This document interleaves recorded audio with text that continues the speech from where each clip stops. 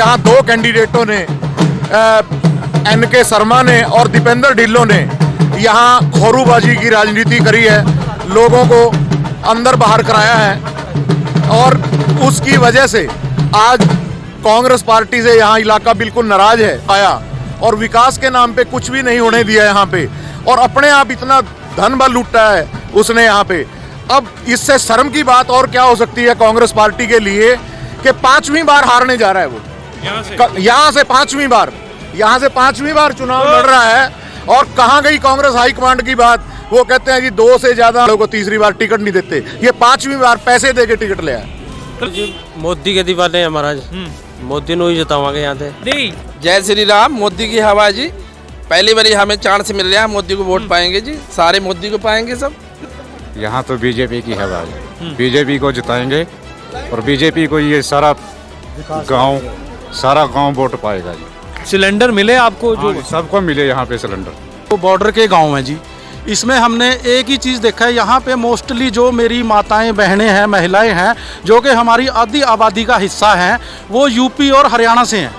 तो हम जिस घर में भी जा रहे हैं तो वो उससे कह रही है भी हमने तो हरियाणा मॉडल और यूपी मॉडल पंजाब में भी लागू करवाना है और वो तभी हो सकता है जब हम वोट पाके अपनी बीजेपी सरकार बनाएंगे।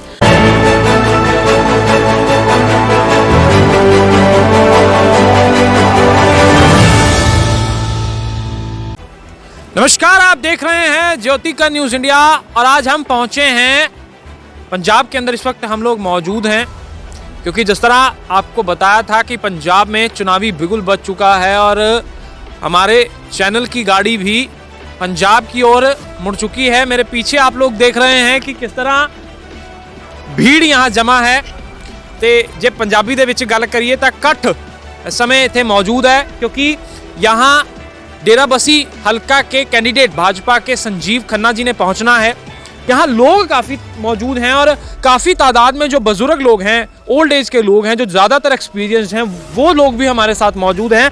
आज यहाँ लाइव करने का या यहाँ आने का सिर्फ यही एक मकसद है कि इनसे जानते हैं कि क्या हवा है पंजाब के अंदर, क्योंकि सारी पार्टियां पंजाब के अंदर विचर रही हैं। सब पंजाब पार्टियां हैं, चाहे वो आम आदमी हो, कांग्रेस हो, बीजेपी हो, अकाली दल हो, बहुत सारी पार्टियां हैं। इनसे पता करते हैं कि क्या हवा है पंजाब के अंदर। नमस्कार सर, क्या नाम है आपका? माई साहब भोम सिंह राणा, भारतीय जनता पार्टी का मैं यहाँ पे सीनियर कार्यकर्ता हूँ और एक नारे के साथ मैं बीजेपी की आवाज़ बताना चाहता हूँ, भारत माता की।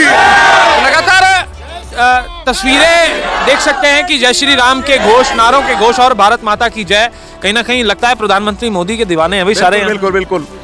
हम ये नगला गांव है, बड़ा ऐतिहासिक गांव है।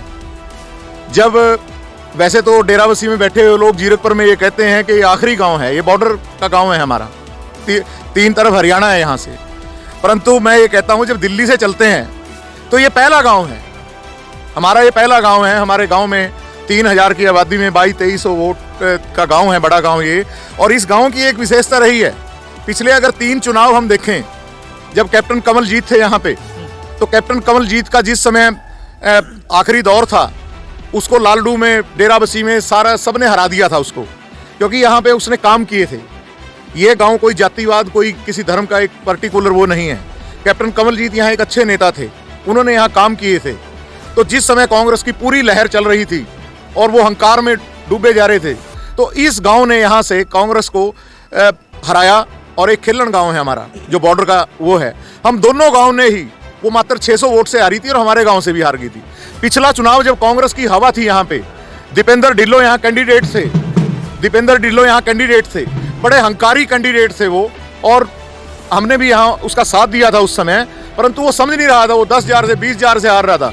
परंतु यहाँ से और खिल्लन गाँव से हमने वहाँ उनको 12-14 गांव से हारा था ये, क्योंकि हमारा गांव एक अलग तरह का गांव है। तो इस करके आज यहाँ बीजेपी की हवा है, पूरी तरह से हवा है। कहीं ना कहीं लगता है जो कैंडिडेट भाजपा ने दिए हैं आपको, वो जीतने के बाद आप मतलब आपके बीच के हैं, क्या लगता है? हाँ, संजीव खन्ना यहाँ से एक बहुत बढ़िया कैंडिडेट है, क्योंकि यहाँ 2 कैंडिडेटों ने NK शर्मा ने और दीपेंद्र ढिल्लों ने यहाँ खोरूबाजी की राजनीति करी है, लोगों को अंदर बाहर कराया है और उसकी वजह से आज कांग्रेस पार्टी से यहाँ इलाका बिल्कुल नाराज है। क्योंकि यहाँ का जो हल्का इंचार्ज था उसने इतने अंदर लोगों को अंदर बाहर करवाया और विकास के नाम पे कुछ भी नहीं होने दिया यहाँ पे, और अपने आप इतना धन बल लूटा है उसने यहाँ पे। अब इससे शर्म की बात और क्या हो सकती है कांग्रेस पार्टी के लिए कि 5वीं बार हारने जा रहा है वो, यहाँ से 5वीं बार चुनाव लड़ रहा है। और कहाँ गई कांग्रेस हाईकमांड की बात? वो कहते हैं कि 2 से ज्यादा हम वो नहीं देंगे, कि 2 से हारने वालों को तीसरी बार टिकट नहीं देते। ये 5वीं बार पैसे देके टिकट ले आए।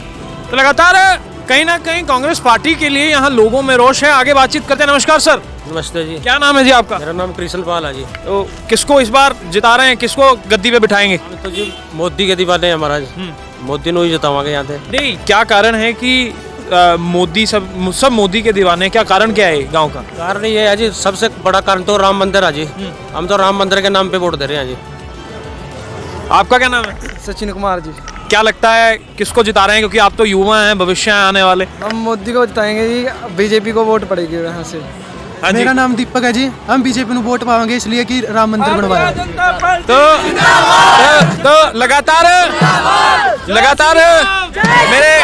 मेरे दर्शक लगातार देख रहे हैं कि जय श्री राम के नारे और लगातार यहाँ प्रधानमंत्री मोदी के दीवाने हमारे साथ मौजूद हैं। क्या नाम है सर? सर जी कमरपाल है जी। किसकी हवा है और किसको गद्दी पे बिठा रहे हैं? सर जी जय श्री राम, मोदी की हवा जी।